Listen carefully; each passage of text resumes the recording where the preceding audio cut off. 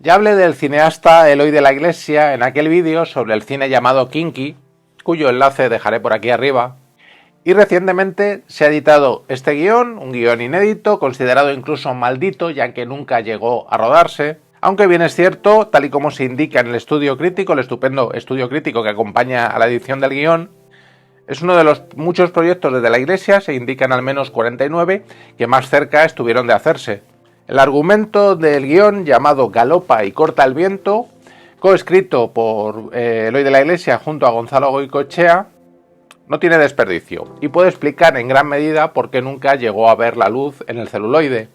Hay que aclarar que las películas de Eloy de la Iglesia trataban siempre de temas de actualidad en aquellos tiempos, temas incómodos, y el director, bien es cierto, no fue muy bien tratado por la crítica en aquellos momentos. Se le acusaba de ser esquemático, sensacionalista, amarillista, oportunista, pero sus propuestas, paradójicamente, yo lo veo así, han envejecido muy bien,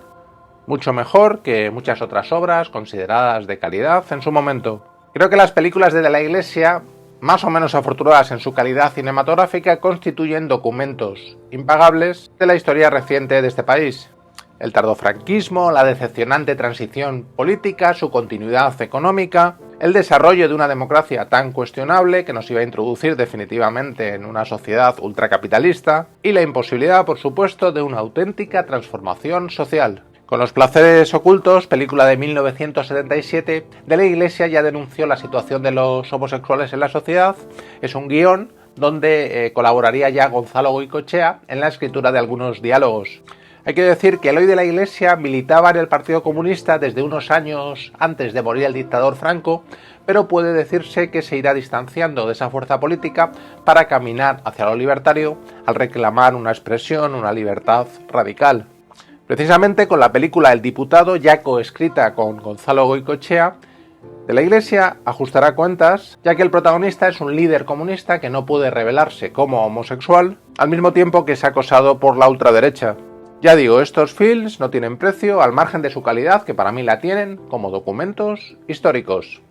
Esta película y alguna otra de la Iglesia tuvieron dificultades en su distribución al recibir la vergonzosa calificación S, que no desaparecería hasta 1983. Además del diputado, Goicoechea coescribirá con de la Iglesia las películas del llamado género kinky, como es el caso de Navajeros, Colegas, Las dos partes del pico o ese estupendo fresco de la España ya de Felipe González, que es La estanquera de Vallecas. A partir de 1985, y tal y como se afirma en el magnífico estudio crítico que acompaña la edición del guión, con la plena introducción de España en el mercado postindustrial y en el corporativismo, con la consolidación del Estado a costa de las libertades personales, y todo ello gracias a gobiernos progresistas, yo creo que para mantener bien apaciguadas a las masas, ya pocos esperaban un nuevo film de un cineasta tan crítico como Eloy de la Iglesia, que nunca había participado de esa especie de pacto de silencio establecido tras la muerte del dictador Franco, y que, a pesar de las acusaciones de amarillismo, se había convertido en la auténtica voz de los marginados, tocando verdades muy incómodas. Sería en 1981, tras rodar Navajeros, cuando de la Iglesia y Goicoechea escribirán el argumento de Galopa y corta el viento, un tratamiento de 6 páginas que también recoge esta edición, junto a la primera versión de 1981, la primera versión del guión, considerada más atrevida, ya que habrá una versión posterior de 1985, pero bueno, más acomodada a nuevos tiempos. La futura película trataba la historia de amor marginal entre dos hombres, un vasco de la izquierda Berchale y un guardia civil destinado al País Vasco. Un amor proscrito imposible entre dos personas en situaciones enfrentadas. Hay que decir que el argumento, como muchas otras películas de la Iglesia, estaba inspirado en hechos reales, y fue el asesinato por parte de ETA de un policía nacional junto a un amigo suyo, algo que dio lugar en su momento a todo tipo de chismorreos de mal gusto. La historia de Galopa y corta el viento comienza con la llegada de Juan a Euskadi, donde se le ha destinado como guardia civil, una tierra que se le advierte resulta hostil y que puede acabar siendo víctima de algún atentado. Era un caso paradigmático de tantos jóvenes, hijos de trabajadores, sin vocación policial y sin ideología, como es el caso de Juan, el protagonista del relato, pero que en la realidad acabaron formando parte de los cuerpos policiales del Estado para acabar incluso siendo asesinados. El otro protagonista de Galopa y corta el viento es Andoni, militante de la izquierda abertzale, independentista, hijo de nacionalistas tradicionales y con un hermano mayor posiblemente relacionado con el terrorismo etarra. Andoni no puede mostrarse como es, su gusto por los hombres, en ese mundo en el que vive, y solo halla consuelo en el piso de unos amigos suyos, también homosexuales, donde dan rienda suelta a su pluma, gastan bromas e incluso escuchan a cantantes folclóricas españolas. Obsérvese el choque cultural de un hombre que no puede manifestarse como es, ni siquiera en sus gustos artísticos. Andoni conocerá al guardia civil Juan en un control de carretera, le gustará de inmediato, pero le considerará de entrada un enemigo político. El conflicto está servido en la historia, pero los dos hombres mantendrán finalmente una relación clandestina, como la de tantos homosexuales de la época, donde ambos irán flexibilizando sus posturas políticas, intentando comprender gracias a los sentimientos afectivos, amorosos, las opiniones del otro bando. La represión y marginación se producen de diferentes formas en la historia escrita por De la Iglesia y Goicoechea. Claramente por la orientación sexual de ambos hombres, pero también uno por ser guardia civil en Euskadi y otro por ser independentista en tierra ocupada. Esta es la historia que se esboza en ese primer argumento de pocas páginas que acaba con los dos amantes acribillados a balazos, presumiblemente por ETA y con la implicación de Iñaki, el hermano mayor de Andoni. Hay quien ha señalado a la muerte de Mikel, película rodada en 1984 dirigida por Imanol Uribe, como una especie de plagio de este guión nunca rodado. Está también protagonizada por un abertzale que no puede revelar su gusto por los hombres en ese asfixiante contexto nacionalista y que también será asesinado finalmente de manera enigmática. Aunque Mikel es víctima también de la represión estatal, todo apunta a que la causante de su muerte es su madre, nacionalista vasca tradicional. Véase que al igual que en Galopa y corta el viento, el culpable del asesinato del protagonista es un familiar. Mientras, el mundo abertzale, de forma hipócrita, convierte a Mikel en una suerte de caído gudari vasco, y es algo para los que acaben viendo el film que resulta aberrante. Existe otra película, esta ya de 2007, dirigida por Antonio Ens, que ya colaboró con Eloi de la Iglesia en su última película y que se le ha querido ver como una especie de heredero de su cine. La historia nos introduce en un joven andaluz que no se sabe muy bien por qué se ha convertido en abertzale y se acaba escapando de un centro de menores con otros jóvenes, un marroquí y un mexicano, para perpetrar un atentado en Madrid. Más adelante veremos que efectivamente se trata de otra historia de amor gay con un etarra y un guardia civil de por medio. Efectivamente aparecen en este film en clandestinos los ingredientes habituales de la Iglesia: terrorismo, homosexualidad, crítica social. Es una obra, para mí fallida, pero que se ve con curiosidad.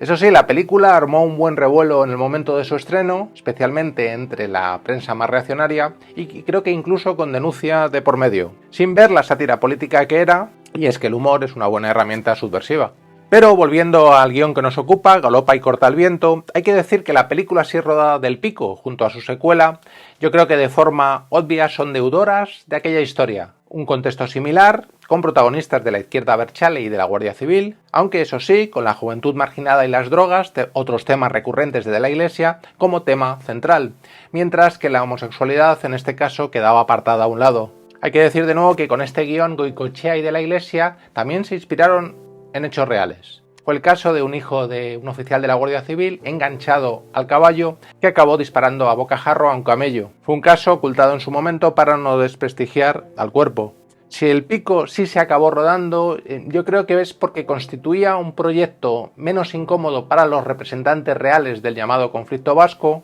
y al mismo tiempo también resultaba una ficción más convencional. Como el mismo de la Iglesia afirmó en su momento, el pico había surgido de otro proyecto nunca rodado, que era el de Galopa y corta el viento, aunque no se extinguieron las ganas de hacerlo. Pero ¿por qué nunca se rodó Galopa y corta el viento? Hay que decir que fueron muchos los factores, yo creo, y que tampoco se pueden reducir. Es bueno dar algunos datos.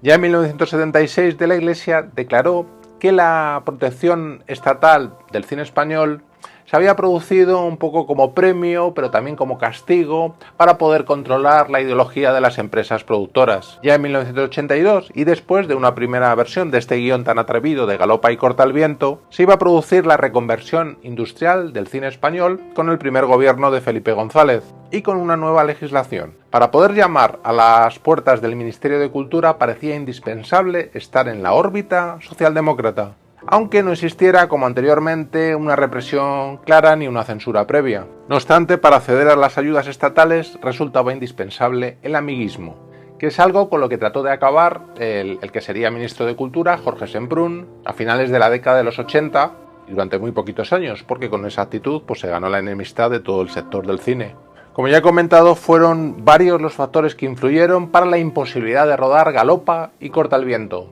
En su momento corrieron rumores mediáticos sobre amenazas tanto por parte de ETA como de la Guardia Civil, aunque en algún momento de la Iglesia afirmaría que en realidad las razones fueron puramente administrativas, con una acción censora que se ejercía de una manera u otra desde la Dirección General del Cine. Hay que recordar esa primera versión del guión en 1981, la más atrevida, todavía gobernando la Unión de Centro Democrático, mientras que una segunda ya con los socialistas en el poder, tratando de acomodar la historia al nuevo momento. En cualquier caso, de la Iglesia, como no podía ser de otra manera, reclamaba una libertad